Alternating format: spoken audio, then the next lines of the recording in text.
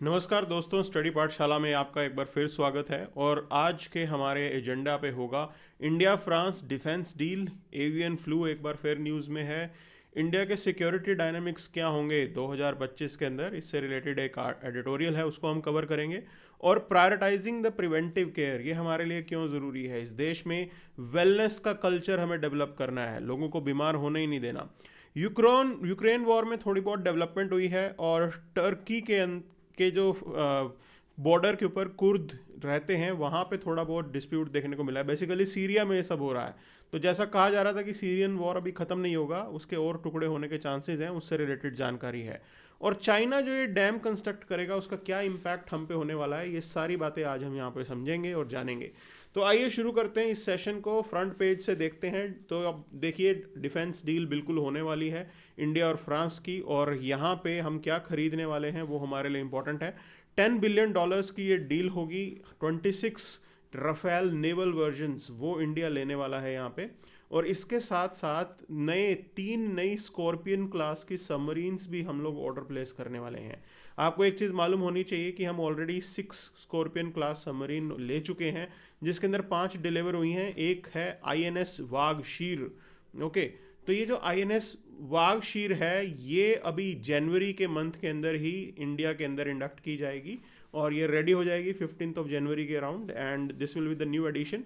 तो ये 6 सबमरीन जो ऑलरेडी हम ले चुके हैं, बट अब यहाँ पे चाइना के थ्रेट को देखते हुए, ठीक है, क्योंकि चाइना की प्रेजेंस हमारे इंडियन ओशियन के अंदर काफ़ी इंक्रीज हो रही है पिछले कुछ समय से, और पाकिस्तान भी अपना नेवल फ्लीट जो है एक्सपेंड कर रहा है, तो हमारे लिए खतरा है उस एरिया के अंदर। तो वो देखते हुए हमें और सबमरीन्स की ज़रूरत है, एंड 3 नए एडिशनल सबमरीन हम ऑर्डर प्लेस करेंगे। ये डीजल सबमरीन है, कन्वेंशनल सबमरीन जो होती है वही यहाँ पे हम ऑर्डर प्लेस करने वाले हैं।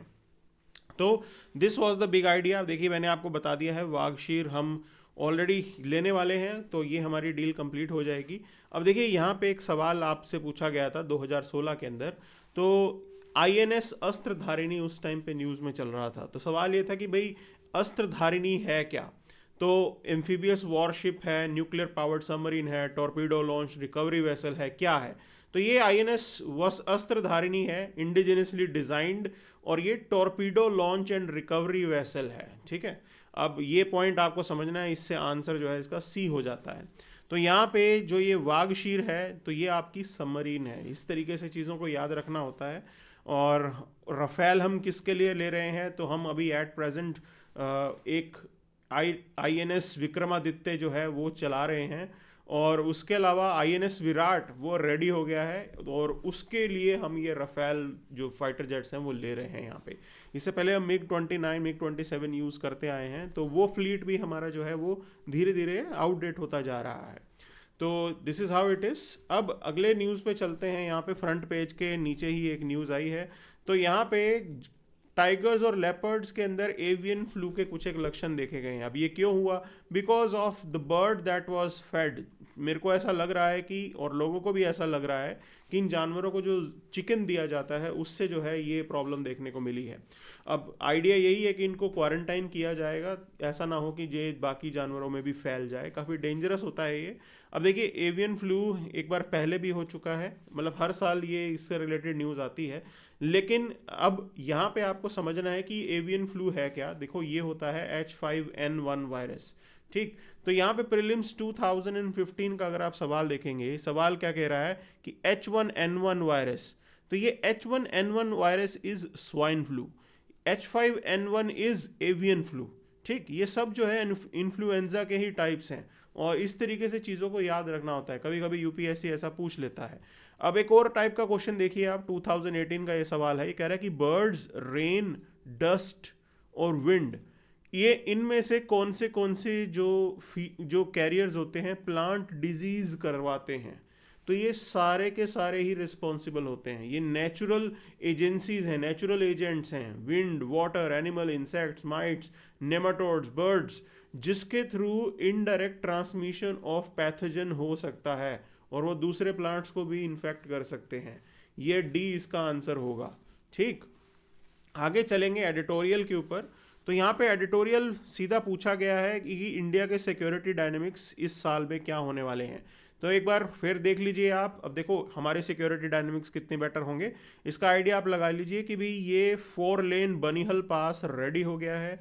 इससे टूरिज्म को बेनिफिट होगा, सिर्फ उतना ही नहीं, ट्रूप्स के मूवमेंट को भी यहाँ पे बेनिफिट होगा, और साथ साथ जे एंड की कनेक्टिविटी भी यहाँ पे इंक्रीज होने वाली है। तो ये एक प्लस पॉइंट हम यहाँ पे एक्सप्लोर कर रहे हैं, और काफ़ी अच्छा वहाँ पे इंफ्रास्ट्रक्चर डेवलप हो रहा है। So that is something that we have clarity. ये बहुत अच्छी ये चीज़ है जो यहाँ पे हो रही है। तो अब आप इसको देखिए आगे, मेजर जो पॉइंट था that was around outlook for India in year ahead. And M.K. Narayanan साहब ने ये लिखा है, ही मतलब he had been the governor, और उसके अलावा ये जो है इंडिया के नेशनल सिक्योरिटी एडवाइज़र भी रह चुके हैं, IPS ऑफिसर भी थे ये, ओके, इंटेलिजेंस ब्यूरो के अंदर, और काफ़ी इफेक्टिव जो है इनका रोल रहा है इंडियन सिक्योरिटी डायनामिक्स में। तो अब देखिए ये प्रेजेंट सिचुएशन कैसी है।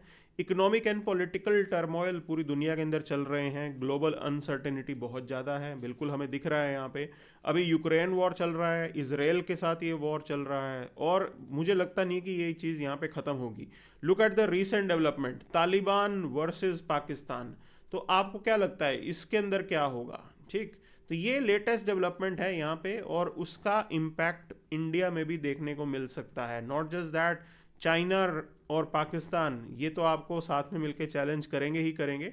सो ये हमारे लिए भी प्रॉब्लमेटिक रहेगा, बिकॉज रिलेशन विद चाइना अभी भी डिसएंगेजमेंट हो गया है, but that doesn't equate to resolution.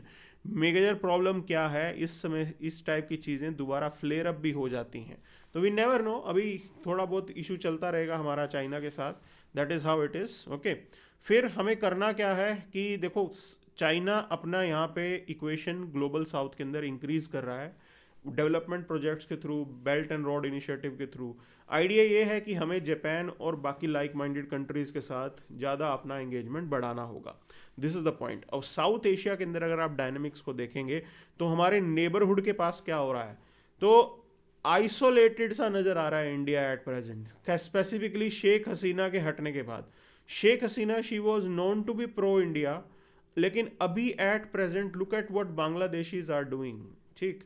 तो वहाँ पे एक नया क्राइसिस हमारे को नज़र आ रहा है, एंड स्पेसिफिक डाउट है बांग्लादेश की आर्मी के ऊपर, because they are increasing their engagement with Pakistan. Pakistan के साथ वो अपनी एंगेजमेंट बढ़ा रहे हैं, and that is alarming for us. तो अगर आप इस चीज़ को देखेंगे, चाइना एक तरफ है, एक तरफ पाकिस्तान हमारे यहाँ पे है, ओके, और ये है बांग्लादेश, ठीक। अब एक इंटरेस्टिंग डेवलपमेंट आपको देखनी है, चाइना पाकिस्तान को भी आर्म्स प्रोवाइड करता है, बांग्लादेश को भी प्रोवाइड करता है। So this is what they have, ठीक। तो अब ये हमारे लिए एक चैलेंजिंग पॉइंट हो जाएगा कि इंडिया का इनसर्कलमेंट इस तरीके से अगर हो गया तो हमारे लिए बहुत नुकसानदायक चीज़ है। अच्छा, Nepal shifting alliances, we never know, Nepal is also going with China, ये भी एक डेवलपमेंट है, ठीक है। मतलब present government is like this.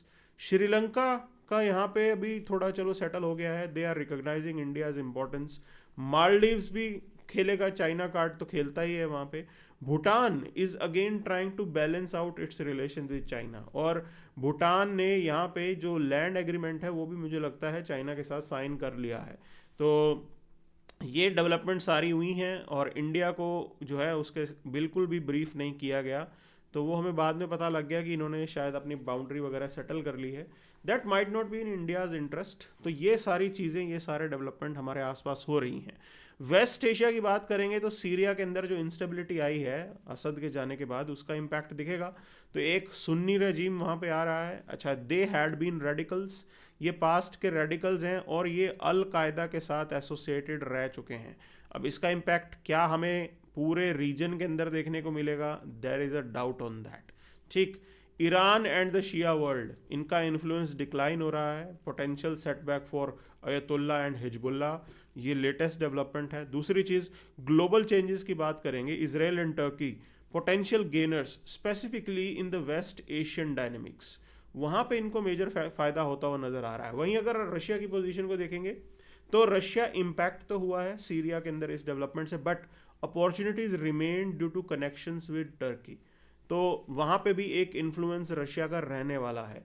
अगर आप बड़े थ्रेट्स की बात करेंगे तो डिजिटल थ्रेट्स में साइबर सिक्योरिटी कंसर्न हमारे लिए है, डिजिटल थ्रेट इंक्रीज भी हो रहा है यहाँ पे, ठीक है। जैसे जैसे टेक्नोलॉजी का पेनिट्रेशन बढ़ेगा थ्रेट्स भी इंक्रीज होंगे, तो ये नए चैलेंजेस हैं जिसको हमें डील करना है, ठीक। And we have to be prepared for all these things. अगर आप इसको लेके प्रिपेयर नहीं होगे तो नुकसान होगा हमें यहाँ पे। तो ये डिजिटल थ्रेट को कैसे हम डील करेंगे, इसके लिए तो आपको डिजिटल लिटरेसी बढ़ानी पड़ेगी, make people aware about it कि ये चीज़ आप कैसे डील करने वाले हैं। So these are few things that we have to do at the government's end. अब देखिए अगले एडिटोरियल की तरफ चलते हैं। तो इन्होंने कहा symbolism must not become misplace showmanship. Okay, so basically army headquarters के अंदर एक 1971 वॉर की फेमस फोटो है जो हमने रिप्लेस कर दी है। उसके अंदर पाकिस्तानी जनरल जो हैं वो सरेंडर कर रहे हैं, वो हमने रिप्लेस कर दी है। तो उसको लेके ये एक तरीके से बात की जा रही है। उन्होंने कहा कि लीगेसी को आप इस तरीके से साइडलाइन मत कीजिए। तो कोई साइडलाइन नहीं कर रहा, but this is how government का अपना टेक है। वो कह रहे हैं कि हम नया भारत दिखाना चाहते हैं, the new achievements that our army has achieved. China के केस में जो हमने पैंगयोंग के अंदर किया है वो हम दिखाना चाहते हैं, ताकि आप जो फ्यूचर के हमारे ऑफिसर्स आ रहे हैं वो कभी भी ये न समझें कि भाई हम चाइना से नीचे हैं। So that is the important lesson that government wants to give. तो मूविंग फर्दर, प्रिवेंटिव केयर को हमें जो है एक तरीके से प्रायोरिटाइज करना होगा। आप लोगों को बीमार होने ही मत दो। तो ये चीज़ बेसिकली नॉन कम्युनिकेबल डिजीज़ के साथ प्राइमरीली जो है रिलेटेड बात की जा रही है। अब अगर आप नॉन कम्युनिकेबल डिजीज़ को यहाँ पे देखेंगे, अब इस डेटा को आप अपने आंसर राइटिंग के अंदर यूज़ कीजिएगा, ठीक। तो डायरेक्टली एक कॉमन ऐसा टॉपिक हो सकता है जिसके अंदर ये डाटा काम आएगा। देखिए 65% ऑफ ऑल डेथ्स इन 2022 वो बेसिकली नॉन कम्युनिकेबल डिजीज़ की वजह से थी, ठीक।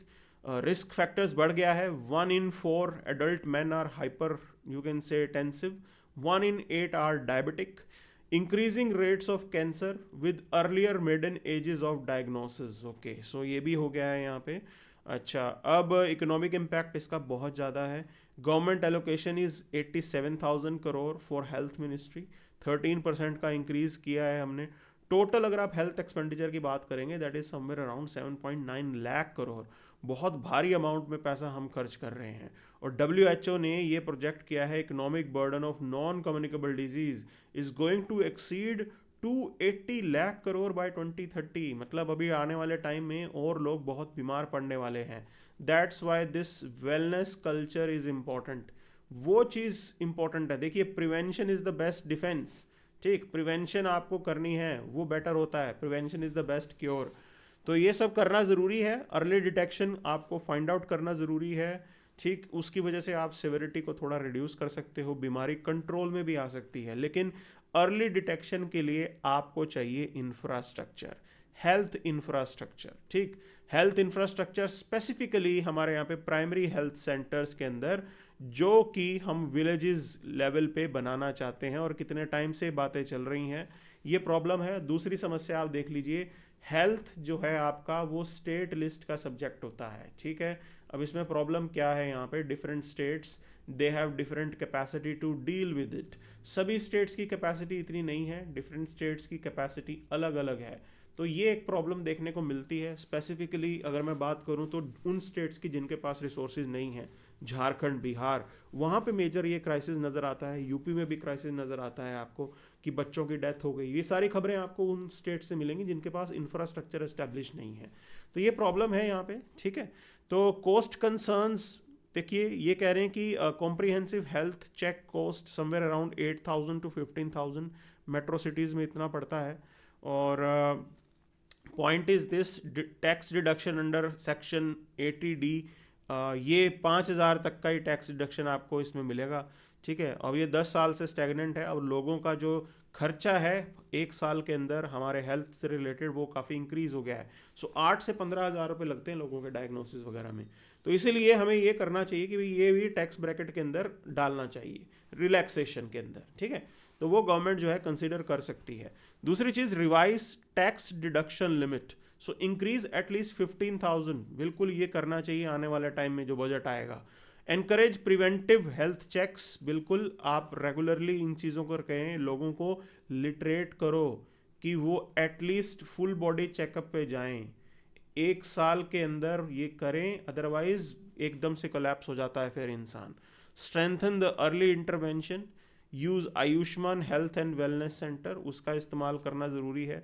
Implement AI enabled imaging for cost effective screening, AI का भी आप इस्तेमाल कर सकते हैं। और प्राइवेट सेक्टर पार्टिसिपेशन तो मस्ट है, बिकॉज आज की डेट में इंडिया के अंदर जो हमारा हेल्थ सिस्टम है उसके अंदर मैक्सिमम जो है वो आपको प्राइवेट सेक्टर के थ्रू ही हो रहा है, ठीक है। तो ये बात समझनी ज़रूरी है, बिना प्राइवेट सेक्टर के तो आप कर ही नहीं सकते। हॉस्पिटल्स बहुत हैं हमारे यहाँ पे, तो इनको साथ में लेके चलना ज़रूरी है। और इंश्योरेंस के पॉइंट से चलो आप, ठीक है। अलग अलग प्लान्स बहुत अवेलेबल हैं कि पूरी फैमिली का एकदम से हेल्थ चेकअप वगैरह हो जाएगा, रिपोर्ट्स वगैरह आ जाएंगी, those things they are talking about. और ये ज़रूरी भी है आज की डेट के अंदर, बिकॉज एक तो लाइफस्टाइल हमारा इस तरीके का हो गया है, प्लस लाइफस्टाइल को इम्प्रूव करने की भी ज़रूरत है। तो वो तभी हो पाएगा जब हमें लिटरेसी मिलेगी, हेल्थ लिटरेसी आप बोल सकते हो, वो काम करना बहुत ज़रूरी है आज की डेट में। तो चाइना ये जो डैम बना रहा है, देख लो अब इंडिया और चाइना के बीच में ये एक नई प्रॉब्लम आने वाली है। ब्रह्मपुत्र के ऊपर ये डैम बनेगा, मेगा हाइड्रो पावर प्रोजेक्ट ये है यहाँ पे ग्रेट बेंड के पास, नामचा बरवा जिसे बोला जाता है, वहाँ ये डैम का कंस्ट्रक्शन करवाया जाएगा। और लार्जेस्ट डैम प्रोजेक्ट है ये अपर सियांग एरिया के अंदर, ठीक। अब भूटान के अंदर बहुत सारे ऐसे डैम बने हुए हैं, बट ये उस एरिया के अंदर लार्जेस्ट डैम होने वाला है। अब देखो हो क्या रहा है, जो आपके हिमालयाज हैं इसके अंदर आपको समझना ज़रूरी है। अभी हमने देखा कि कैसे उत्तरकाशी के अंदर नुकसान हो रहा है, ठीक है। इतना ही नहीं है, आप देखेंगे कि भाई रेगुलरली डैम को डैमेज पहुंच ही रहा है, हमारे उत्तराखंड में तो ही हो रहा है ही। तो हिमालयाज की अगर आप बात करते हैं, they are young fold mountains. Young fold mountains का मतलब ये है कि भाई ये अभी भी ग्रो करेंगे, ठीक। यहाँ पे सिज्मिक एक्टिविटी चल रही है, कुछ ना कुछ वहाँ पे टेक्टोनिक प्लेट्स शिफ्टिंग होती रहती है।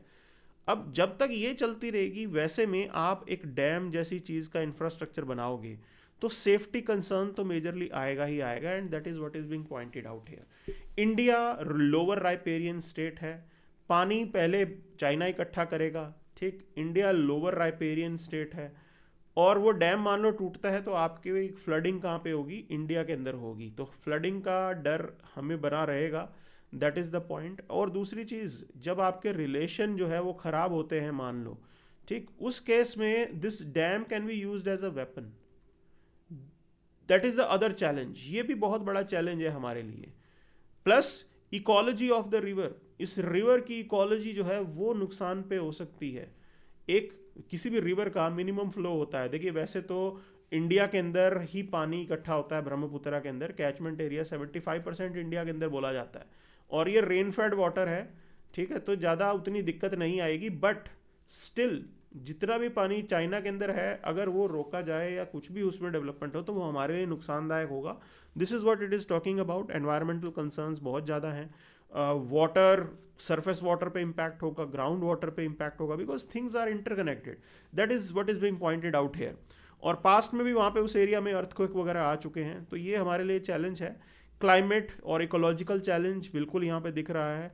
नेचुरल साइकिल ऑफ रिवर जो है दैट विल बी डिसरप्टेड अगर हम डैम्स वगैरह बनाते हैं। जियोपॉलिटिकल कॉन्सिक्वेंसेस भी हो सकते हैं ये, ठीक है। अब उस पूरे रीजन का इकोसिस्टम एक तरीके से इम्पैक्ट पे आएगा, और इस रिवर का कुछ नहीं पता कि कैसे ये रिवर बिहेव करती है। अच्छा, अब दूसरी चीज़, regional leadership for India. Now India should avoid tit for tat dam construction. ये हमें अवॉइड करना चाहिए कि भी ऐसा ना हो कि हम अपने लिए डैम बना दें और बांग्लादेश को नुकसान पहुंचा दें। तो we have to focus on sustainable and cooperative regional river management. अब देखो एक बात मैं आपको बता दूं, इंडिया और China they are not the signatory of international convention on river water sharing, ठीक। दोनों ही इसके सिग्नेटरी नहीं हैं। तो हम अगर सिग्नेटरी होते तो फिर बात भी बनती। तो रिवर वाटर शेयरिंग को लेके ये एक म्यूचुअल अंडरस्टैंडिंग से हमने कर रखा है, बट हम किसी भी इंटरनेशनल कन्वेंशन के सिग्नेटरी नहीं है यहाँ पे। तो ये बात भी हमें क्लियर पता होनी चाहिए। तो हमारे ऊपर कोई कंपल्शन नहीं होगी, आपके ऊपर कंपल्शन नहीं होगी, तो चाइना के ऊपर भी कंपल्शन नहीं होगी। ये क्लैरिटी है हमें यहाँ पे, ठीक है ना। So these are few things that are to be looked into, and a very serious one I would say. तो ये डेवलपमेंट है यहाँ पे आपके डैम कंस्ट्रक्शन से रिलेटेड। अब इसके अंदर आगे चलते हैं। अच्छा देखो, एक ये आर्काइव से एक आर्टिकल आया है, तो ये पहले पूछा गया था, पहले आया होगा। निकोबार के अंदर जो यहाँ पे डेवलपमेंट प्रोजेक्ट चल रहा है वो क्या करेगा, वहाँ के ट्राइबल्स को इम्पैक्ट करने वाला है, ठीक है। अगर आप वहाँ पे इतना बड़ा मेगा डेवलपमेंट प्रोजेक्ट करोगे, 75,000 करोड़ के राउंड है, 72,000 करोड़ वैसे बोला गया, बट इन्फ्लेटेड फिगर इतना ही होगा, तो वो एक बहुत बड़ा मेगा डेवलपमेंट प्रोजेक्ट है और वो ट्राइबल लाइफ को इम्पैक्ट करेगा ही करेगा विदाउट अ डाउट, ठीक, जो वहाँ के नेटिव्स हैं। तो ये बिल्कुल एक कंसर्नफुल चीज़ है कि we have to keep it in mind their lifestyle. ऐसा नहीं होना चाहिए कि हम अपने आइडिया ऑफ डेवलपमेंट को उन पे इम्पोज कर रहे हैं, that is going to have consequences for us, ठीक। सो बांग्लादेश और इंडिया के रिलेशन उतने अच्छे अभी नहीं चल रहे हैं इन डेवलपमेंट्स के according, so we have to wait and watch till the time democratic process starts there, ठीक है, वो चीज़ के लिए हमें वेट करना पड़ेगा। अब देखिए यहाँ पे Ukraine launches counter attack in Kursk, तो कल एक न्यूज़ थी, उन्होंने कहा था कि भाई जो यूरोप गैस पाइपलाइन जा रही है वो इन्होंने रोक दी। अब ये एक और नई डेवलपमेंट है, तो ये न्यूज़ में रहेगा ही रहेगा। अब देखिए ये प्रीलिम्स जो है 2023 का सवाल है आपके सामने, और इस सवाल के अंदर ये कंट्रीज़ कुछ मेंशन है और पूछा गया कि इनमें से कितने कंट्रीज़ हैं जो यूक्रेन के साथ लैंड बॉर्डर बनाते हैं। बेलारूस इज़ देयर, ठीक। दूसरी चीज़ आप यहाँ पे देखिए बुल्गारिया, बुल्गारिया नीचे है, तो Bulgaria is not making it, ठीक है। Hungary is making it, Hungary बना रहा है, बिल्कुल बना रहा है यहाँ पे। And Romania, yes Romania is there, okay. Then you have Poland, Poland is not in the options, वो ऑप्शंस में ही नहीं है। और लिथानिया, लिथानिया भी नहीं है ऑप्शन के अंदर, ठीक है। तो हमें जो मिले हैं उसके अंदर हंगरी मिला है, रोमानिया मिला है, ठीक है, लिथानिया नहीं मिला, चेक रिपब्लिक नहीं मिला। And this is what the big idea is, ये यूक्रेन के सारे बॉर्डरिंग कंट्रीज़ हैं, ये पता होने चाहिए हमें। तो ओनली 2 ही होगा इसके अंदर, ठीक है, बाकी मेरे को कोई नज़र नहीं आ रहा ऑप्शन के अंदर। So this type of questions they do ask, ठीक। अब देखो एक और टाइप का क्वेश्चन है, ये भी प्रीलिम्स 2023 का ही सवाल है, और इसके अंदर ये कुछ एक रीजन्स मेंशन्ड है जो न्यूज़ में थे। डॉनबास रीजन हमें पता है ये भी यूक्रेन के अंदर पड़ता है, और ये वॉर के अंदर इन्होंने कब्जा किया था रशियंस ने इसके ऊपर, ठीक है। तो historical cultural economic region in eastern Europe, eastern Ukraine, और जहाँ पे जो है मेजरली इंडस्ट्रियल रीजन है डोनेस्क एंड लुहांस्क, जहाँ पे रशियन फोर्सेस ने कब्जा कर लिया था। तो ये डेवलपमेंट है, तो ये तो भाई एक तरीके से करेक्टली मैच है नहीं, क्योंकि हमें पता लगा डनबास तो यूक्रेन में पड़ता है। अब ये दूसरा ऑप्शन देखिए, Cochin state, northern most state of Myanmar है ये, और वहाँ पे भी इंसर्जेंसी चल रही है, ठीक है। तो जहाँ जहाँ पे भी पॉलिटिकल इंस्टेबिलिटी वाले एरियाज़ हैं उस पर सवाल ये किया गया था, तो ये भी इथोपिया के अंदर तो है नहीं। दूसरी बात टिग्रे की बात करते हैं, Tigray is Ethiopia's northernmost region, तो टिग्रे इथोपिया में है, नॉर्थ यमन में नहीं है, तो इसलिए ये भी ऑप्शन जो है आपका गलत हो जाता है। अच्छा, अब एक चीज़ समझिए, ये तो नॉर्मल से रीजन थे जो न्यूज़ में थे, आपको इन सभी कंट्रीज़ के अंदर जो पॉलिटिकल डेवलपमेंट्स हो रही हैं वो भी याद होनी चाहिए, पता होनी चाहिए कि पूरी दुनिया के अंदर कैसे चीज़ें घटित हुई हैं, बिकॉज उन पॉलिटिकल डेवलपमेंट्स पे भी क्वेश्चंस जो हैं वो पूछे जाते हैं। So we should be prepared for that, and that is something we have to keep it in mind. अब दूसरी news, pro Turkey and Kurdish forces they face off in Syria, 101 लोग मर भी गए, देखिए यहाँ पे। तो सीरिया के नॉर्दर्न एरिया के अंदर जो है कुर्द्स रहते हैं, ठीक, और उसके अलावा जो टर्की है, टर्की के साउथ पार्ट के अंदर वहाँ पे भी कुर्द्स रहते हैं, और ये देखो ये चलता है इनके बीच में, कुर्दिस्तान की पुरानी लड़ाई चल रही है ये। तो ये अलग से डिमांड है कुर्दिस्तान बनाने की भी, थोड़ा एरिया इराक का आएगा, ओके, कुर्दिस्तान, और थोड़ा टर्की का, थोड़ा सीरिया का जोड़ के ये आइडिया है यहाँ पे। तो कुर्द जो होते हैं वो आपको टर्की में मिलते हैं, बांग्लादेश में नहीं मिलते। मदेशी आपको नेपाल में मिलेंगे, रोहिंग्या म्यांमार में मिलेंगे। तो सी इसका सही आंसर हो जाता है, ठीक है। इस तरीके से हमें पता होना चाहिए डिफरेंट एथनिक यूनिट्स जो हैं वो कहाँ कहाँ पे रह रहे हैं। यूपीएससी इस टाइप के सवाल जो है वो करता है। सो ब्रॉडली ये आज की हमारे न्यूज़ सेशन की मेजर कवरेज थी, and this is something that we have here. So thank you very much.